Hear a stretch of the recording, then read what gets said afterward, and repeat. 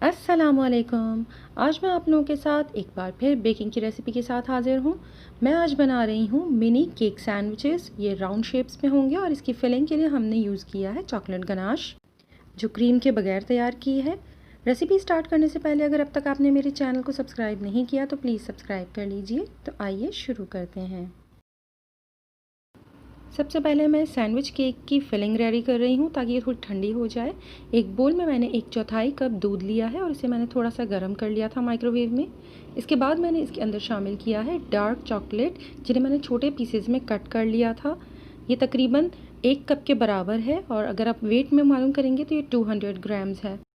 जब चॉकलेट गर्म दूध के साथ अच्छी तरह मिक्स हो जाए और कोई लम्प बाकी ना रहे, तब आप इसके अंदर शामिल कर दीजिए 50 ग्राम बटर और इसे भी चॉकलेट मिक्सचर में अच्छी तरह से मिक्स कर लें।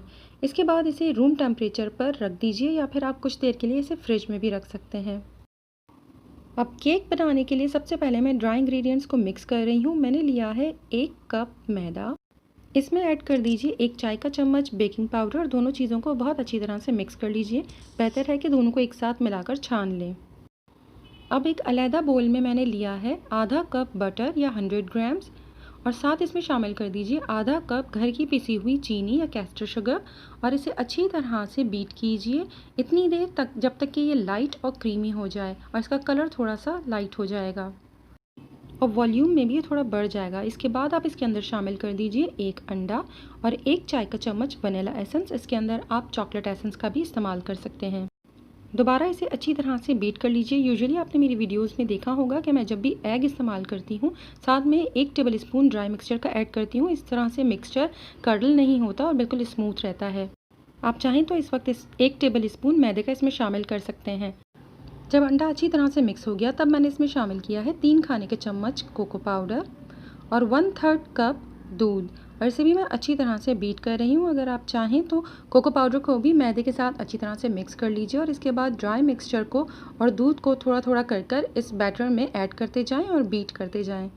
कोको पाउडर और दूध को मैंने बीट करने के बाद इसके अंदर मैदा शामिल किया है हाफ़ क्वांटिटी में और इसे मैं मिक्स कर रही हूँ और इसके बाद रिमेनिंग हाफ़ क्वांटिटी इसमें ऐड करने के बाद मैं दोबारा से इसे मिक्स कर लूँगी। हैंड विस्क या स्पैचुला की हेल्प से अच्छी तरह से मिक्स कर लीजिए ताकि इसके अंदर कोई भी लंप ना रहे। इसके बाद मैंने इसे एक पाइपिंग बैग में फ़िल कर लिया।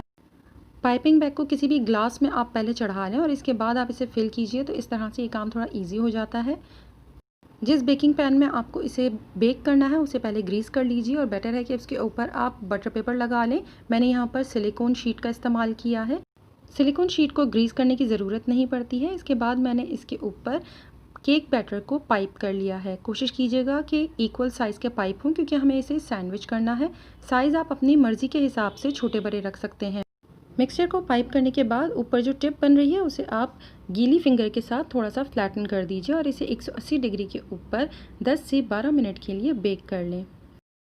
इसी तरह से आप तमाम केक रेडी कर लीजिए। केक को अच्छी तरह से ठंडा होने के लिए छोड़ दीजिए। इसके बाद आप पाइपिंग बैग में गनाश फिल करने के बाद उसे केक के ऊपर पाइप कीजिए और इसे सैंडविच कर लीजिए। तमाम केक्स को पहले इसी तरह से प्रिपेयर करने के बाद मैंने वाइट चॉकलेट को थोड़ा सा मेल्ट किया है और इसे पाइपिंग बैग में फिल करने के बाद ऊपर मैं थोड़ा थोड़ा सा वाइट चॉकलेट ड्रिजल कर रही हूँ। मेरी इस बैटर में 2 ट्रे प्रिपेयर हुई थी। फर्स्ट में ट्रे में मैंने स्मॉल साइज़ के केक प्रिपेयर किए थे और सेकंड में मैंने साइज़ को थोड़ा सा बड़ा कर दिया था। अगर ये वीडियो आपको पसंद आए तो प्लीज़ लाइक शेयर कमेंट कीजिएगा और मेरे चैनल को सब्सक्राइब करना मत भूलिएगा। अपना और अपनों का बहुत ख्याल रखें। अल्लाह हाफिज़।